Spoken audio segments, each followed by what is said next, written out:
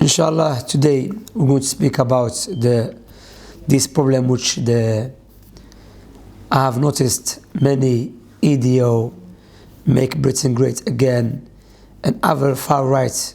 Like one of us said, he said they're not far right. They are far from right. That's what they are. They are far from right. There are these extremist, another extremist groups claiming about, which is, there is some fact behind it, because as a Muslims, if something is true, we have to accept it, regardless who is saying it. This is about grooming gangs. However, they try to utilize it in a way, try to attribute those acts of those evil people, regardless Muslims or not, they are evil peoples, to Islam or to Prophet Muhammad ﷺ's marriage to Aisha.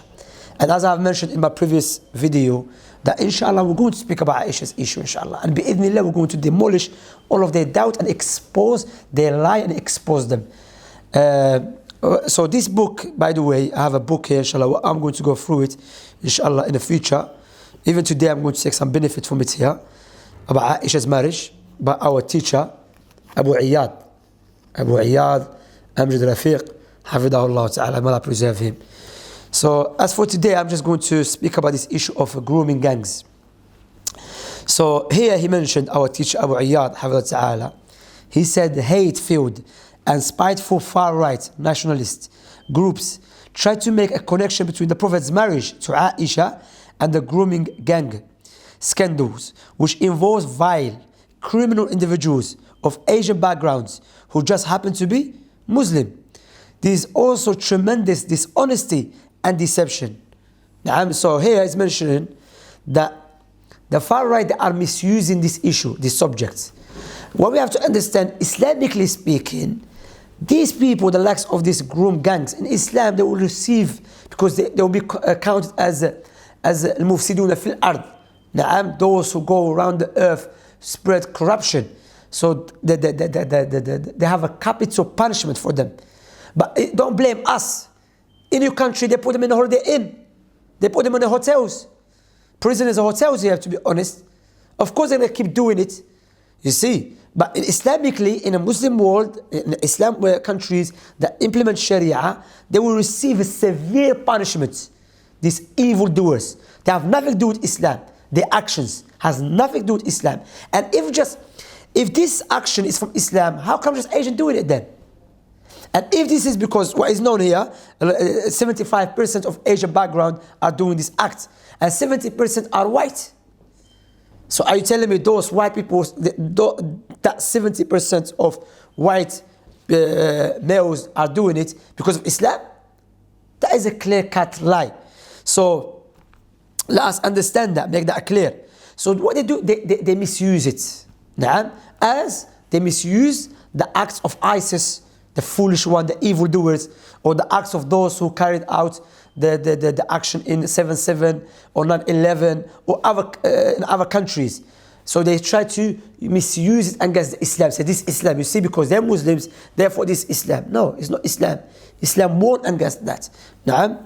So that is one thing. So he mentions here, there is something which, subhanallah, if you are really against people or against grooming gangs, then you should be against anyone doing this act.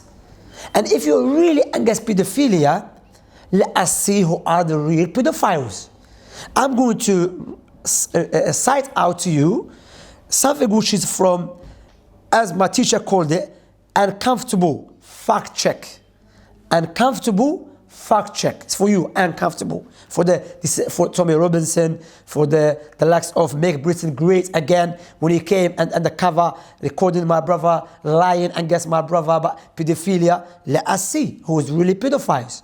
Now, so in Channel 4 News fact check article based upon CEOP. It stands for Child Exploitation and Online Protection, a service run by the police for reporting for child abuse. They mentioned there are two types of group abuses. The first type, which is a grooming gang. Group abusers who target a victim or victims based on because they are vulnerable. Okay? This involves exploitation of teenagers and young adults based, as we have mentioned, because what they are vulnerable, rather than sexual interest in children. That's the first one. The first group, grooming gang, which they doing it not because they are interested in having sex with the children. No, because that, as it mentions here, because as they do as a business, as it mentions here, to involve what? Exploitation of teenagers and young adults. So based on, because what? Because they are vulnerable. That's why. Because they are vulnerable. Not because they are children. Regardless, they go even to the adults. Yes, that's the first group. According to this check, yeah, which is done by COP. As we have mentioned, child exploitation and online protection. That is run by police. That's the first group. Okay. So the second group, which is group abuses with a long-standing sexual interest in children. That is which called pedophilic interest. Okay? This group operates in the way that is what they do, like pedophile, which call a pedophile ring. In other words, these offenders target children not because they are vulnerable, but because they are children, as opposed to the first group. So there's two groups. The first group, they're doing it because what? Because these people are vulnerable to adults. The second group, they're doing it because they are interested. They're interested to have intercourse, sex with the children. So let us read out who are the second group. So the first group, what is known, 75% are Asian background, 70% are white English people, and the rest is mixed. Okay? As for second type, those who abuse children due to pedophilic interest, then they were 100% white. Allahu Akbar. Where is Tommy Robinson? Make Britain great again. Where are you? What happened? Well, maybe no, they have to check, man. Maybe China founders become Muslims. Maybe even this organization are Muslims. Maybe they are Muslims, you know. I think they are Muslims. They are lying, man. We have to check them. COP, you know. So the one they're doing it, the one they go around taking children, and the reason they take children because they have interest in having sex with the children, 100% are white. Subhanallah.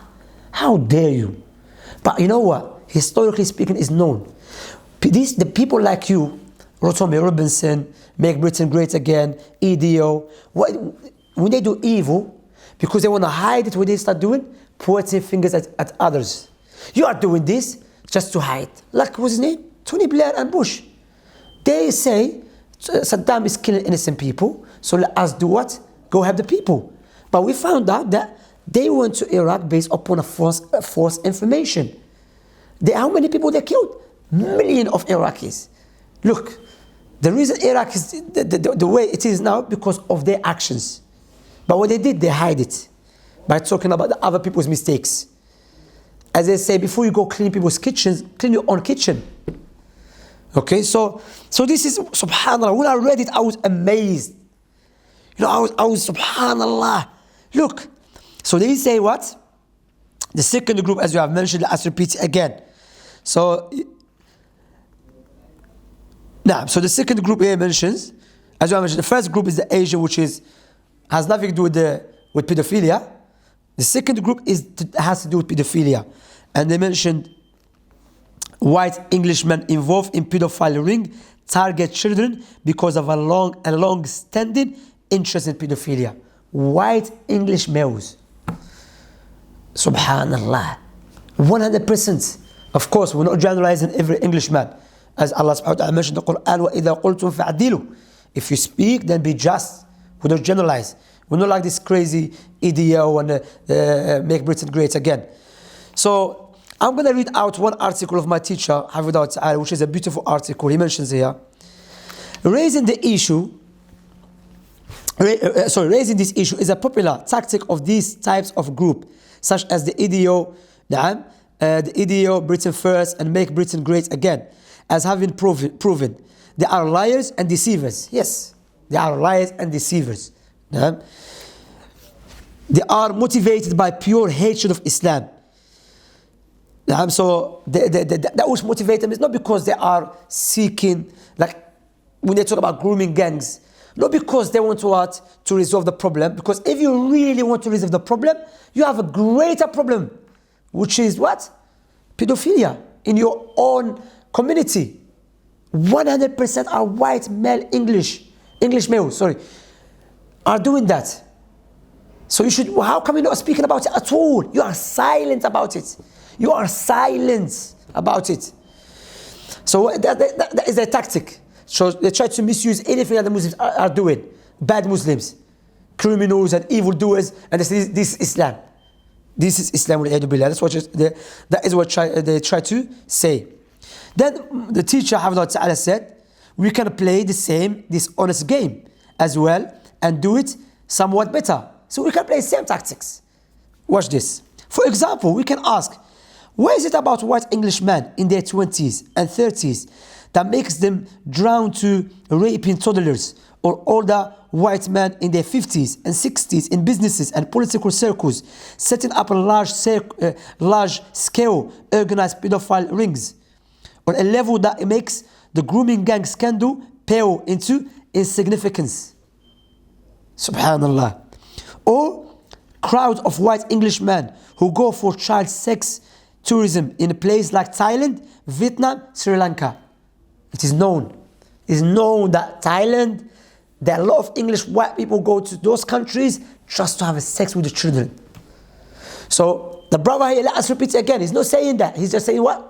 Not every Englishman. He's not saying every Englishman, but we can play this game as well. So let us carry on the reading. One can easily search and find endless examples of white English or European, American, Australian males convicted of a baby and toddler rape, let alone child rape, and likewise of incest. Britain's youngest mother before 2017, aged 11, was raped by her brother, who had started abusing her at age 7, and at the higher political level of running organized pedophile rings. Just go to the website theukdatabase.com and you will find many examples, many or thousands of examples. Or you can research into the systematic, organized, high-level pedophile rings uncovered in Western national involving political establishments and the business interests. So we can also say, perhaps it is because their English kings have a history of pedophilia with the 6 to 12-year-old girls, and because they want to make Britain great again. They are motivated by this to rape toddlers and set up high-level secret pedophile rings that run all the way into the circles of their politicians and governments. And perhaps part of making Britain great again is to revive the colonialist fantasy of sex with the children of the colonized. Hence the continuing tradition of white Englishmen going to the Far East to satisfy their pedophilic anal fantasies. So we can play this game basically. So to summarize what the brother is saying, our teacher, Ta'ala, we can play this game. How come pedophilia is widespread amongst white Englishmen?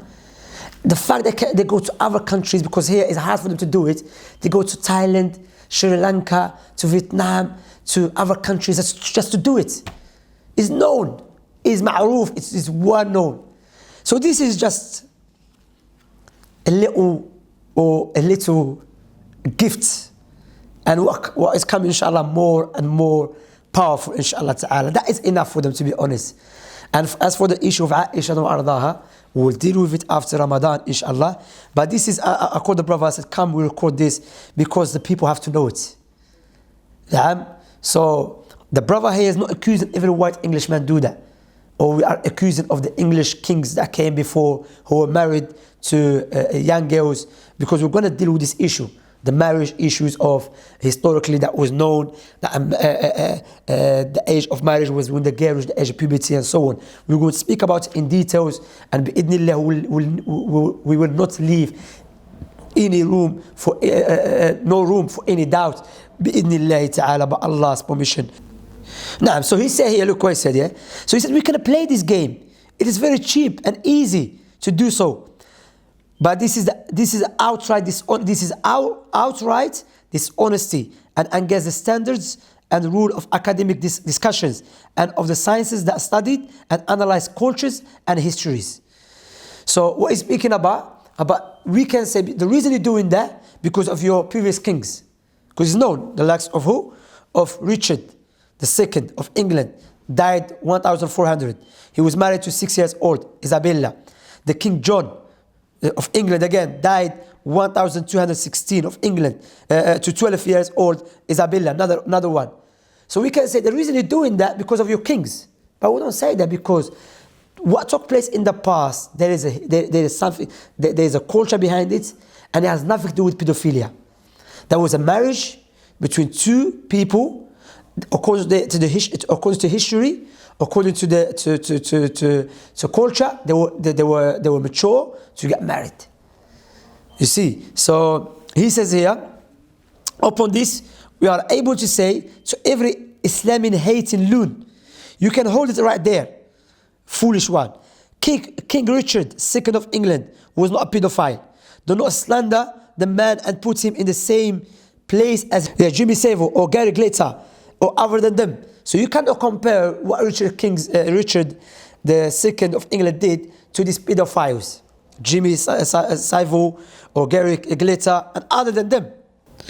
Then he mentioned the reality is that when he mentioned examples of the kings of the English, the King of England, the kings of England, or the kings of America, or the leaders of America, or the kings of Europe, who did get married to who their wives were at the age of 6 or 10, and so on. What they say?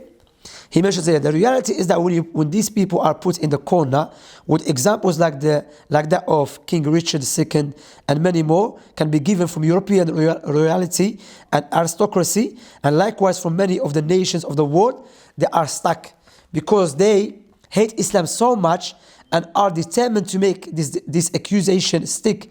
They are forced to remain consistent and to accuse everyone from all nations with pedophilia. So they will say, as a strategy, yes, King Richard II was a pedophile as well. And this is, as we have seen, is extremely dishonest and true. You see, that's true. See, when you put them in a corner, say, yeah, everyone was a pedophile.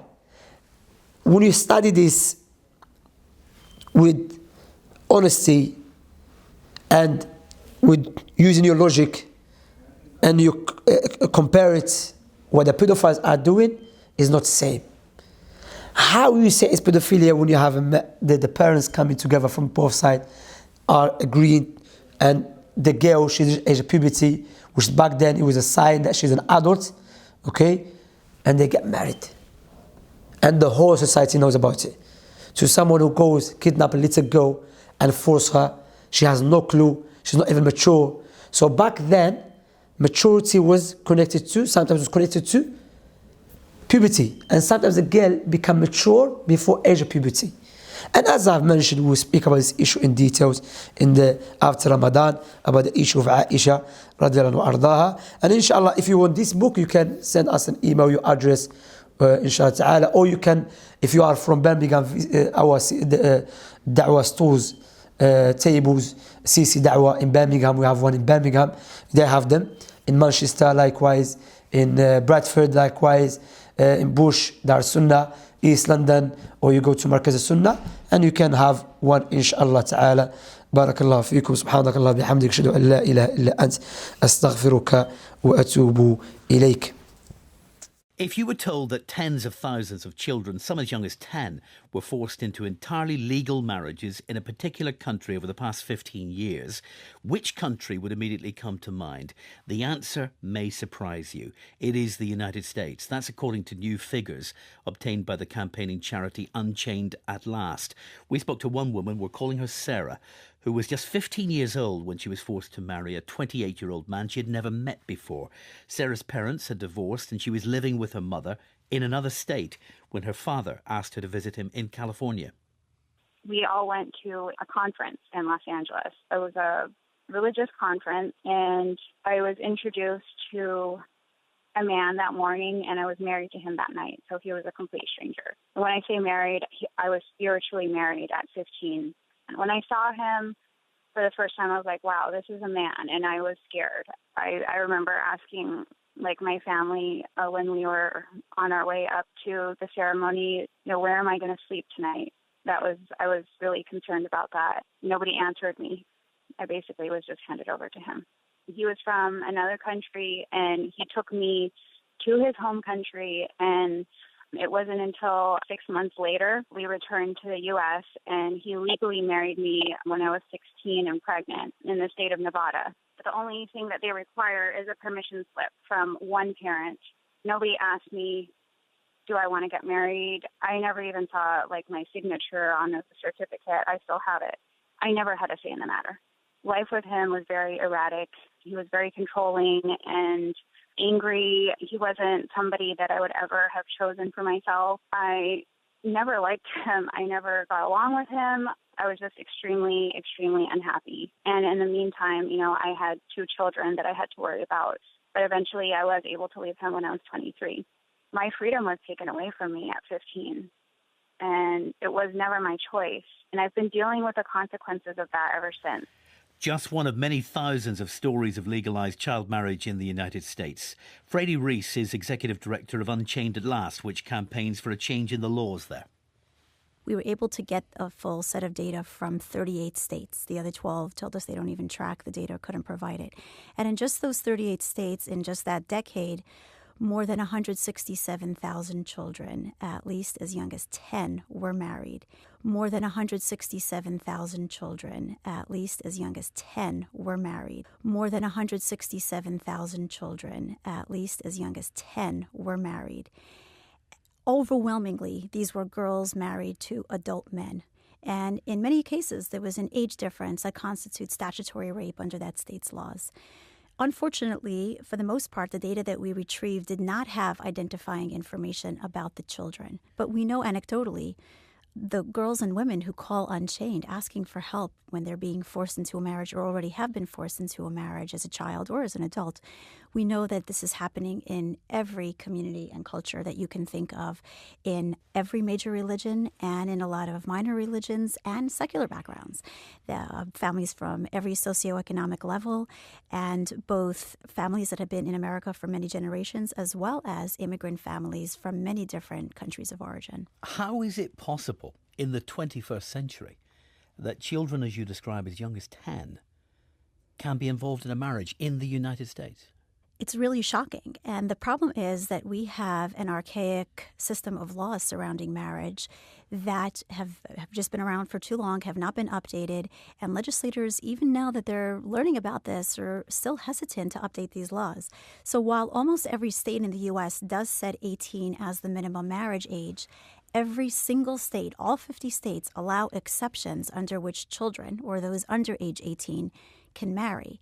And in fact, in at least 25 states, the law does not even specify a minimum age below which a child can no longer marry. And that's why we see children in the data, at least as young as 10. And by the way, there could have been children even younger because, as I said, there is no minimum in at least half of the states.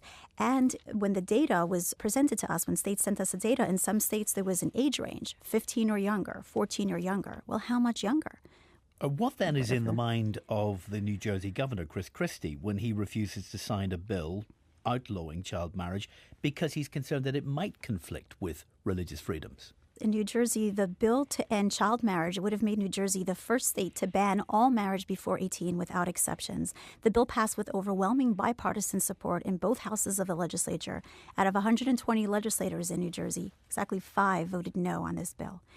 And then Governor Christie conditionally vetoed the bill and insisted that 16 and 17-year-olds, who, by the way, are at the age where they face the highest risk of a forced child marriage, should still be allowed to marry. His reason was, we're going to interfere with religious customs in New Jersey. And I have, in fact, clergy members from many different faiths testified in support, submitted testimony in support. And Frady, just to be absolutely clear about that, I'm struggling to get my mind around what you're saying. These children as young as 10 are in legal marriages, not anecdotal or not something metaphorically described as a marriage, but legal marriages. Exactly. 167,000 children, they were issued a marriage license. And in many cases, they had to go in front of a judge to get permission to marry. And a judge granted that permission, even though it was a child, almost always a girl, marrying an adult, almost always an adult man, with an age difference that constitutes statutory rape. How, in your experience, are these children able to find liberation from that kind of legally recognized form of abuse? What happens to a girl who's being forced into a marriage before the age of 18 or already has been forced into a marriage before the age of 18? What are her options for leaving? And the answer is almost none. Because in most states you need to turn 18 in order to become an adult and get all the rights of adulthood. When you're a child, you can easily be forced into a marriage or forced to stay in a marriage because the basic steps that an adult would take are closed off to you. For example, leaving home and getting into a domestic violence shelter. That is the first thing we help our adult clients to do. If a child, even 17, turning 18 tomorrow, if she leaves home, she's considered a runaway typically, and the police will search for her. They'll return her to her home. They could even charge us at Unchained at Last criminally for helping. If we get these girls to a shelter, shelters will almost always turn these girls away. Literally, a shelter said to us, if a girl is turning 18 tomorrow, bring her back tomorrow. Contracts with children generally are voidable. That means retaining an attorney is really difficult for a child because the retainer agreement is worthless. It's a voidable agreement. And also, children are usually not even allowed to bring a legal action in their own name until the day they turn 18. So getting a restraining order against an abusive husband or filing for divorce, these can be extremely difficult, if not impossible, for a child. So why are we allowing them to marry when they don't have any of the other rights that they need to protect themselves from an unwanted marriage? Frady Rees,